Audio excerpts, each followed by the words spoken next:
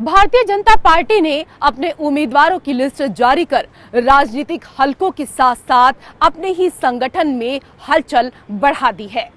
इस लिस्ट ने सबको अचंभे में डाल दिया है, क्योंकि इस बार कई केंद्रीय मंत्रियों और सांसदों को विधानसभा के चुनावी मैदान में उतारने का फैसला किया गया है।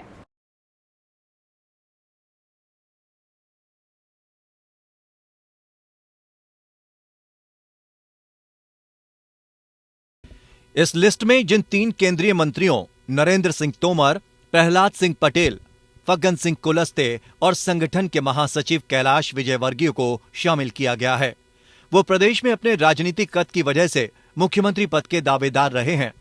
ये पहला मौका ही होगा जब भारतीय जनता पार्टी ने किसी राज्य की चुनाव प्रबंधन समिति के संयोजक को उम्मीदवार बनाया, जो तोमर है। वहीं प्रहलाद सिंह पटेल भी पहली बार विधानसभा का चुनाव लड़ेंगे। उसी तरह फग्गन सिंह कुलस्ते 33 सालों के बाद विधानसभा का चुनाव लड़ेंगे। दिमनी बीजेपी ने यहां से केंद्रीय कृषि मंत्री नरेंद्र सिंह तोमर को उम्मीदवार बनाया है। तोमर का नाम सीएम की रेस में भी चल रहा है। 2018 विधानसभा चुनाव में कांग्रेस के गिरिराज दंडोतिया ने यहां से जीत हासिल की थी, जो बाद में बीजेपी में चले गए थे। 2020 में यहां उपचुनाव हुआ, जिसमें कांग्रेस के रविंद्र सिंह तोमर भिडौसा ने जीत दर्ज की। नरसिंहपुर की बात करते हैं। बीजेपी ने इस बार इस सीट पर केंद्रीय मंत्री प्रहलाद सिंह पटेल को अपना उम्मीदवार बनाया है। नरसिंहपुर जिले के तहत आने वाली इस सीट से अभी बीजेपी के जालम सिंह पटेल विधायक थे। जालम सिंह प्रहलाद सिंह पटेल के छोटे भाई हैं। जालम सिंह यहां से 2013 और 2018 में चुनाव जीत रहे थे। निवास विधानसभा सीट मंडला जिले में आती है। ये सीट इसलिए खास है क्योंकि यहां से केंद्रीय मंत्री फग्गन सिंह कुलस्ते को बीजेपी ने उतारा है। ये भी मुख्यमंत्री पद के दावेदारों में से एक हैं। फिलहाल कांग्रेस के डॉक्टर अशोक कुमार स्कोले यहां से विधायक हैं। इन्होंने 2018 में बीजेपी प्रत्याशी को 28,000 से अधिक वोटों से हराया था। उधर अपनी पहली ही सूची में राजस्थान के 7 सांसदों को टिकट दिया गया। इनके जरिए जातिगत वोट बैंक को साधने के साथ ही इनके आसपास की सीटों पर भी इनके प्रभाव का फायदा लेने की नीति के तहत इन सांसदों को मैदान में उतारा गया है।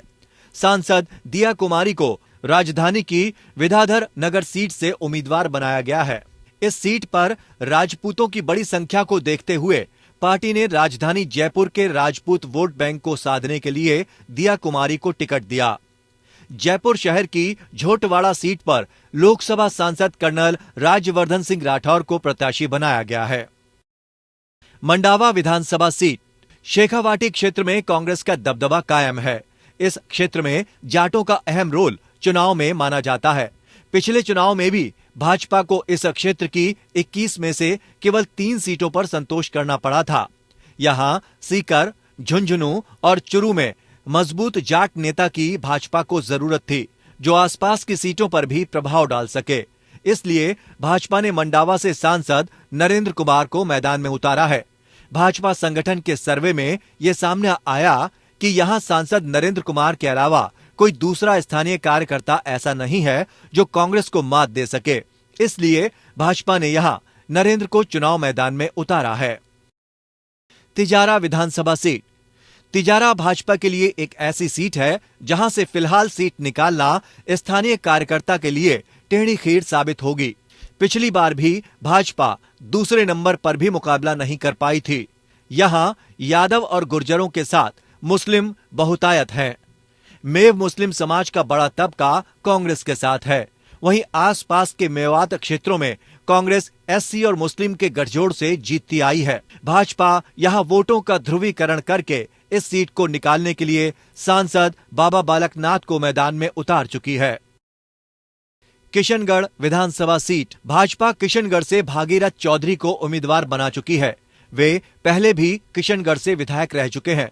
यहां पिछली बार वसुंधरा राजे खेमे के माने जाने वाले विकास को पार्टी ने टिकट दिया था। सांसद भागीरथ को यहां मैदान में उतारा गया है। वे मजबूत उम्मीदवार हैं। उनका फायदा आसपास की सीटों पर मिलने की उम्मीद है। सांचौर विधानसभा सीट। सांचौर में वर्तमान हालात में पार्टी के अंदर भारी गुटबाजी मची हुई है। यहां स्थानीय दावेदारों की खींचतान को रोकने और सीट निकालने के लिए सांसद देवजी पटेल को मैदान में उतारा गया है। उनका क्षेत्र में काफी दबदबा है, जिसका फायदा पार्टी को अन्य सीटों पर भी मिलने की उम्मीद है।